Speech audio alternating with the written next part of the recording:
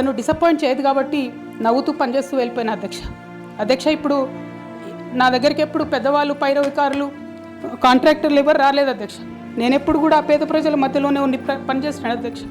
నా దగ్గరికి వచ్చినటువంటి బీడీ కార్మికులు కావచ్చు, బీడీ టేకేదారులు కావచ్చు, అంగన్వాడీ టీచర్లు కావచ్చు, ఆశా వర్కర్లు కావచ్చు, ఐకేపీ ఎంప్లాయీస్ కావచ్చు అధ్యక్ష, అదేవిధంగా జిహెచ్ఎంసీ కార్మికులు కావచ్చు అధ్యక్ష, టీచర్లు కావచ్చు అధ్యక్ష, నిరుద్యోగులు కావచ్చు, ఆడబిడ్డలు కావచ్చు, సింగరేణి ఉద్యోగులు కావచ్చు, కరెంట్ ఎంప్లాయీస్ కావచ్చు, ఎవరు వచ్చినా అధ్యక్ష నేను కాదనకుండా నాకెంత వీలైతే అంత పనిచేసి పెట్టేటటువంటి ప్రయత్నం చేసిన అధ్యక్ష.